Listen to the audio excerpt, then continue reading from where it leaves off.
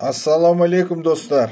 Жаз аяқталды, көбесі жазда демалуға барды. Сондықтан Қазақстан туризм туралы әңгімелесейік.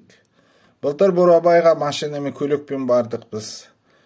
Мына жол туралы Қарағандыға дейін сөйлескім келеді. Қарағандыға дейінгі жолдар екі жағдай бар. Бұл жолы салынып жатыр, немесе бұл жол сынған. Мен Қарағандыға жиі барамын, себебі ол жерде туған жерім менің. Бұл жолы 2001 жылы қалай жөнделгені есімде. Жолды шетелдіктер салған жерде, мен ойымша, кімдер, түріктер ма, ирандықтар, по-моему, ирандықтар салған. Онда жол тар болса да ұзақ уақытқа созылды. Ал қазақстандықтар жол салған жерде 1-2 жылдан кейін жол құлаған. Және терең жол болды. Қалия дейді ғой, терең жол. Егер біздің қазақстандық жол құрылысшыларымыз жақсы құрылыс салғысы келмесе, тек қана ұрлай алады. Онда бізге мына шетелдің жол құрылысшыларын шақыру керек. Бұл әлде қайда арзан болады. Қай жерден? Германиядан, Франциядан, Түркиядан, тіпті Түркияда да жолдар жақсы. Бізде жақсы жолдар керек, ал оны кім салатыны бізде маңызды емес. Былтыр Алматы Қарағанды тас жолының бойымен жүріп өттік. Жол ашылған жерде маған жолдың ойқыры бар сияқты көрінеді. Уже қалия. Әлі жіберген жоқ жол. Мен ойымша қалия бар уже. Қазақстанның климаты қатал, температураның үлкен ауытқуы бар. Сондықтан қала ішінде асфальттан жол салуға болады. Ал қалалар арасында тек бетоннан салу керек. Бетон жол асфальттан 5 есе қымбат дейді ғой. 3 есе, 5 есе дейді біреу. Бірақ ол жақсы жағдайда 10 есе ұзақ сақталады. Бетон жолдар 30-40-50 жыл қызмет ете алады. Ал асфальт жолдар 3-4 жылдан кейін құлай бастайды. Ал асфальт ұрланса, жол бұдан да тез бұзылады. Бәлкім Қазақстанның қала аралық трассада үнемі жөндеу жұмыстарын жүргізу үшін олар асфальттан жасалған шығар. Біреу осыдан үлкен ақша тауып жатыр. Естеуімше, жол салу кезінде көбі түрмеге қамалды. Бірақ олар әлі де ұрлай береді. Отансүйгіш патриотизм жоқ. Қала аралық маршруттар ақылы болсын, бірақ қымбат емес. 1 километрге 1-2 теңге, бірақ ең бастысы Қазақстандағы жолдар мінсіз болу керек. Және тағы не ұнамады трассада, осы трассада? Алматы Астана тас жолында далаға шықса, жол бойындағы бүкіл дала қоқыста.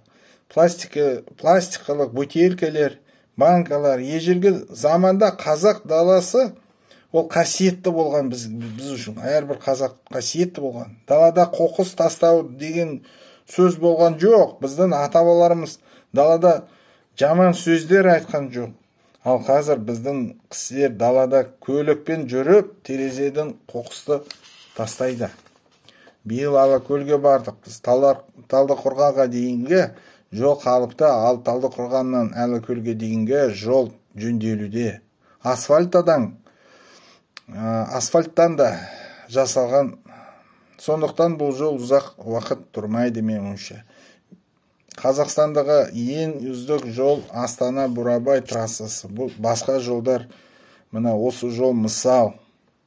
Бізде Қазақстанда әдемі жерлері көп, әдемі табиғат, сондықтан жақсы жолдар салу керек. Сонда Қазақстанда туризмді дамитын болады. Өңірлерде туризмнің арқасында көптеген жұмыс орындары пайда болады. Ақша туристер шетелге әкетпей Қазақстанда қалады.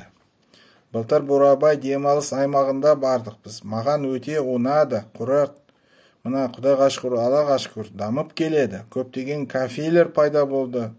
тағы басқалар. Бірақ не ұнамады? Разливайка анандай, разливайка көп қазір. Сырап қоятын арақ. Әрине, әрбір қазақ 5 уақыт намаз оқымайды. Көптеген мұсылмандар емес бар бізде, көптеген. Бірақ қазақтарға, жігіттерге, қыздарға айтын келеді. Көп ішпей қойыңдар, жігіттер, қыздар, керек жоқ, денсаулыққа зиян. Тағда Қазақстанда демалыс аймақтарда, Алакөлде, Бурабайда не ұнамай жатыр? Қазақстан курорттарда қазақ эстрадасын сирек қояды. Биыл Алакөлдегі демалыс үйінде үнемі балағаттап жүрдім. Неге қазақ сахнасын шығармайсыңдар, қоймайсыңдар? Жауап бермейді. Айтпақшы, былтыр Үстікөлге, Қырғызстанға бардық біз. Қазақ эстрадасы әр жерде естіледі. Қырғыз ағайындар қазақ сахнасын қазақтан артық жақсы көреді. Нағыз бауырлас қырғыздар, бір туған халық қырғыздар. Былтыр тағы да не айтын келеді? Былтыр Астана қаласы күні Бурабайда болдық біз. Көптеген адамдар болды. Қонақтар көп қоқыс, пластик тастап кеткен соң, осыдан кейін 2 күн бойы осы қоқысты шығарылмаған, жиналмаған, осы жақсы емес. Биыл қалай? Өзгеріс бар ма? Кім болды? Комментарий жазыңыз, бірақ мұның барлығын түзетуге болады. Тағы да туризм бойынша сөйлескім келеді. Қыста тойға Қарағандыға бардық біз. Мына Алматыға Қарағандыға дейін сирек барады ғой рейс, авиарейс. Аптасына 1 рейс барады. Сол себептен ұшақтан Астанаға ұштық біз. КАТ авиакомпаниясымен ұштық. Астанаға ұшатын рейс 1 сағатқа кешікті. Ал Астанадан Алматыға қайтқанда 8 сағатқа қамауға алынды. Тағы да жазда біз шетелден СКАТ авиакомпаниясымен оралдық біз. Рейс 3 сағатқа кешіктірілді. Біреу СКАТ авиакомпаниясын Қазақстан қарығынан қыстырып жатыр. Дер кезінде керосин қоймайды. Ұшаққа трап, баспалдақ бар ғой, жүктер бермейді, трап бермейді. Жүктер уақытында түсірілмейді дейді. Сол себептен ұшақ кешіп келеді. Кім шын ба, рас па, кім біледі, комментарий жазыңыз. Бірақ осы СКАТ авиакомпаниясына қызмет көрсете жақсы деп ойлаймын. Өте сыпайы стюардессалар, жақсы тамақ береді. Жазда біз ұшқанымызда жаңа Боинг 737 ұшағын мінген. Ұшақты Америкадан 1 ай бұрын Боинг заводтан әкелінген стюардесс айтты. Бұл өте жақсы. Бізде жаңа ұшақтар керек, бізде Қазақстарға. Біреулер СКАТ авиакомпаниясы оларды мақтау үшін маған ақша төлейді демесе деп ойлайды. Ойламасын.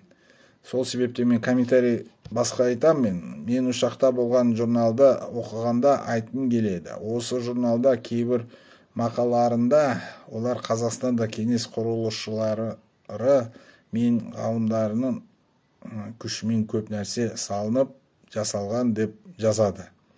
Мен ойымша тәуелсіз Қазақстанды әрқашан жырлау керек деп ойлаймын. Бұл кішкене дәлсіздік, мен ойымша олар оны түзетеді. Мемлекет бәсекелестік тудыру үшін СКАТ сияқты жеке қазақстандық авиакомпанияларына қолдау көрсетуі керек. Қазақстанға европалық, америкалық арзан авиакомпанияларды лоукостер жіберу керек. Бәсекелестік болса, әуе билетін бағасы төмендеп, қызмет көрсету сапасы көтеріледі.